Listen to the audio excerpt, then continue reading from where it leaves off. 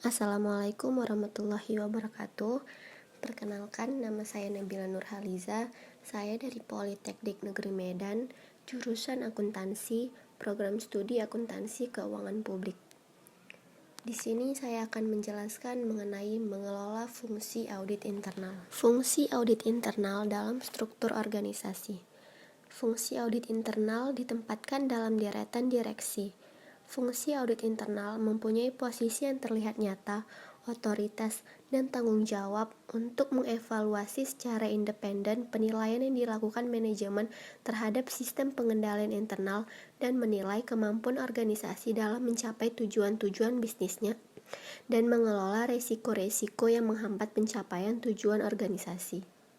Internal Audit Charter atau Piagam Audit Internal. Syarat penting yang harus dipenuhi seorang CAE atau Chief Audit Executive adalah membuat piagam. Hal ini ditetapkan dalam Standar 1000.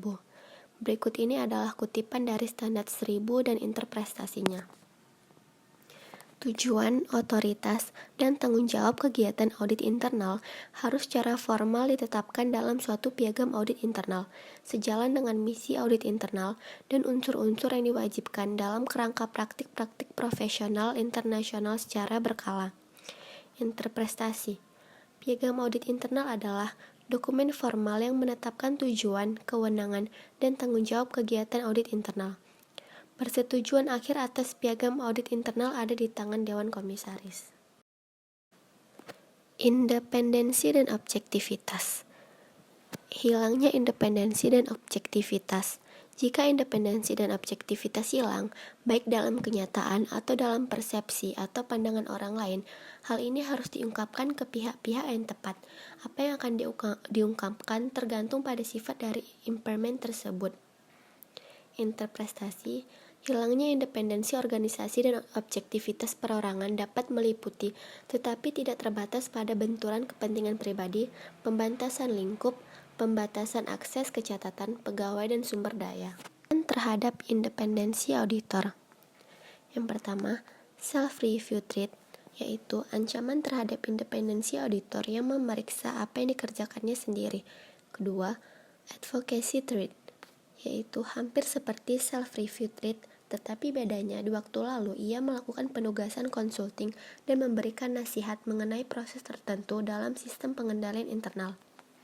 Yang ketiga, familiarity threat, yaitu ancaman terhadap auditor yang sangat familiar dengan tugas yang dihadapinya, sehingga ia berpotensi menjadi lengah.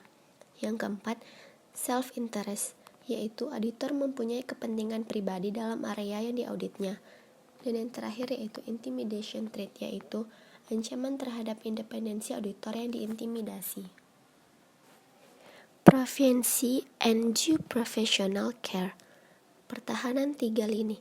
3 lini pertahanan mencerminkan 3 kelompok dengan fungsi-fungsi yang berbeda dalam pengelolaan resiko secara efektif, yakni: yang pertama, fungsi-fungsi di mana resiko terjadi dan karenanya mereka harus mengelola resiko tersebut.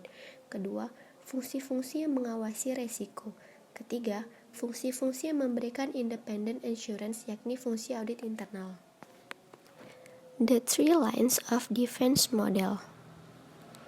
Lini pertahanan pertama, manajemen operasional.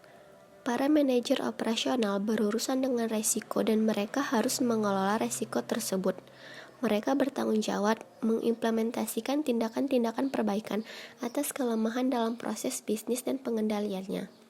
Lini pertahanan kedua, fungsi manajemen risiko dan fungsi kepatuhan. Fungsi manajemen risiko memantau praktik-praktik manajemen risiko yang efektif oleh manajemen operasional. Fungsi kepatuhan memantau berbagai risiko khusus seperti ketidakpatuhan terhadap ketentuan perundang-undangan yang berlaku.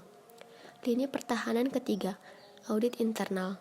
Audit internal memberikan assurance yang komprehensif kepada governing body and senior management dengan tingkat independensi dan objektivitas tertinggi dalam organisasi.